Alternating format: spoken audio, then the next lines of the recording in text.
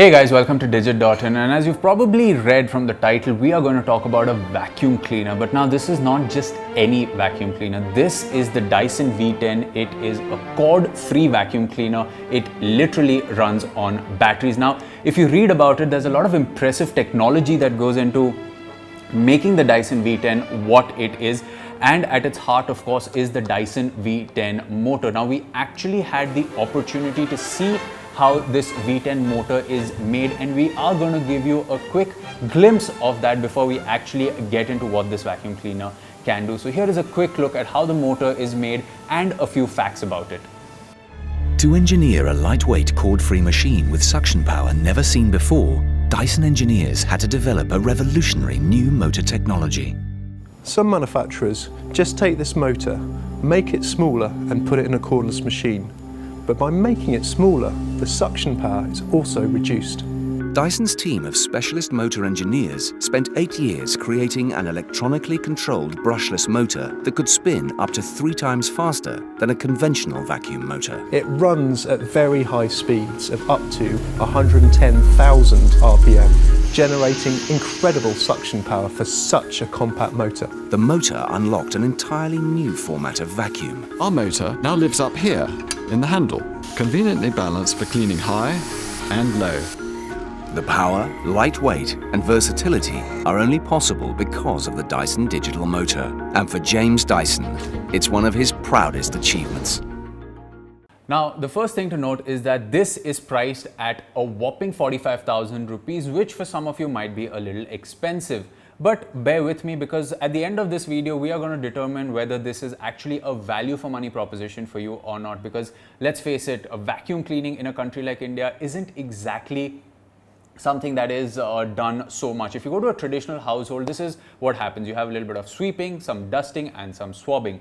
Now, when we spoke to Dyson, they told us that when you sweep, it's a very traditional method of actually cleaning, and rather than getting rid of the dirt, you're actually sweeping and lifting the dirt back up, putting it back into your house. Even when you are dusting things, you are actually just taking probably a spray, a cloth, wiping things. And where does all that dust go? You really don't pick it up in that piece of cloth that you are using. So the Dyson V10 doesn't promise to replace swabbing, but it does promise to replace something like a sweeping and dusting. So what we did is we first cleaned this house that I am sitting in right now, and we picked 4 scenarios where we would like to check it out. The first is, of course, on this sofa, that after cleaning it, after dusting it the traditional way, how much could the Dyson actually suck things out? The second, of course, is the chair, where we also did a bit of the traditional form of dusting, and we checked out the chair as well.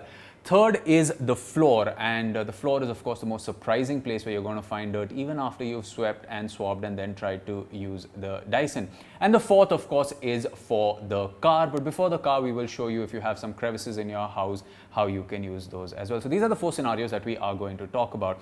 Now, one thing that's actually very overwhelming when you open the V10's boxes, you get all of this. This is every accessory that you get in the box, and if like me, or someone that's not used to cleaning your house, you will get overwhelmed immediately. So let's quickly run through some of these accessories. Now, this, of course, is the V10 itself. If you have or if you're aware of Dyson's presence in the country, this is a successor to the V8. The V8 launched a couple of months ago. It was launched in the beginning of the year, so it hasn't even been a full year that we have seen its successor. Now, this has changed in a couple of ways. As you can see, the bin is right up front. It isn't something at the bottom that needs to open up. Its form factor, however, is the same.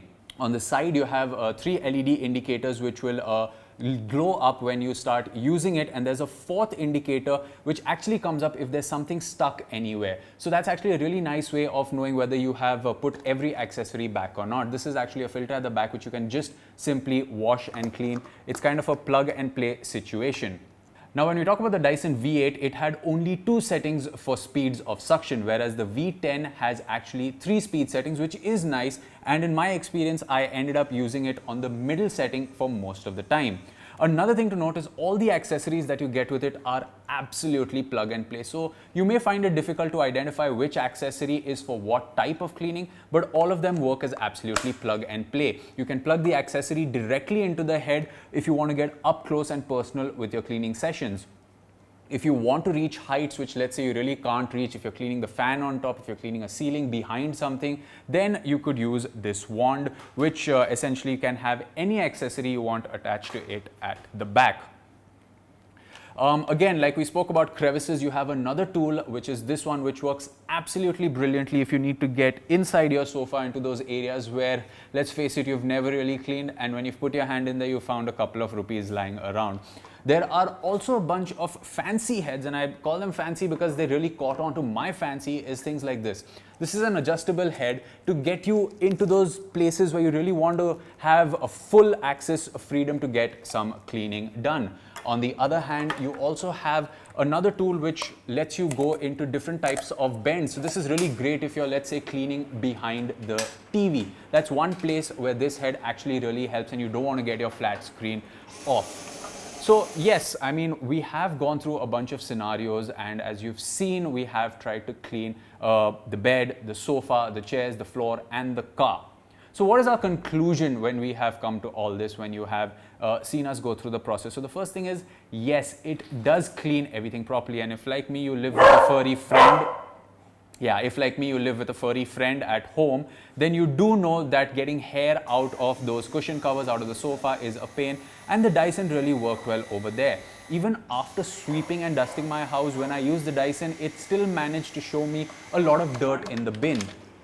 The bin is very easy to eject, and as you can see that we're showing you right now, it is simply gathering the dust and taking it all out with a single swift movement, and you can close the bin back without actually having to touch the dirt physically yourself.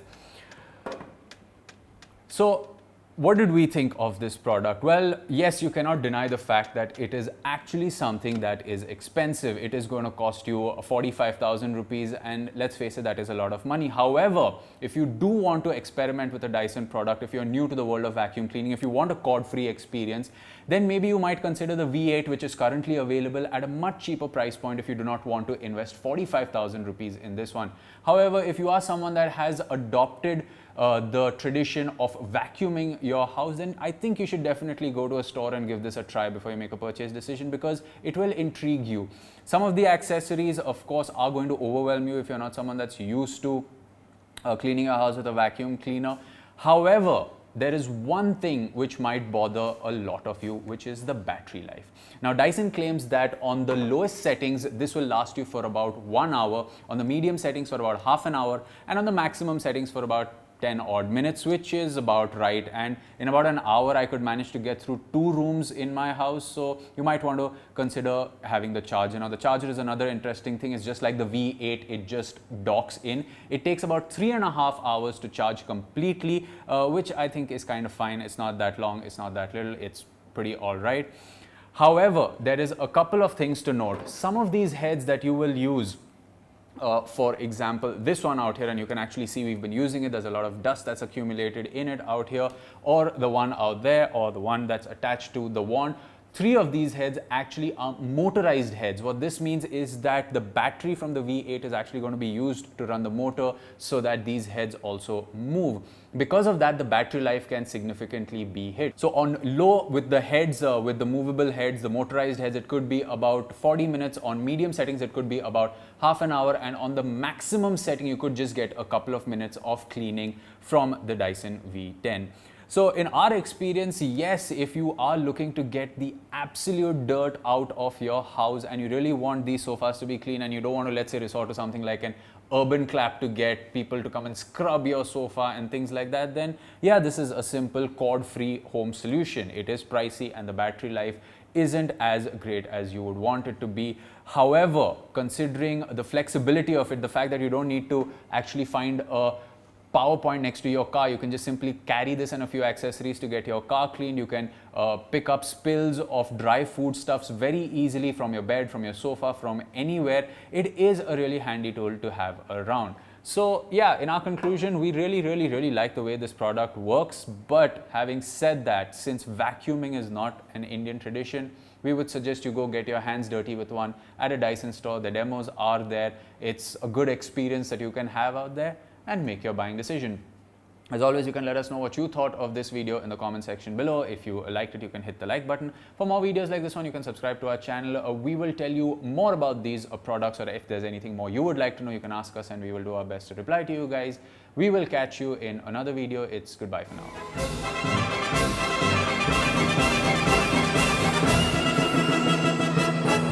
This is an adjustable head to get you into those places where you really want to have a full access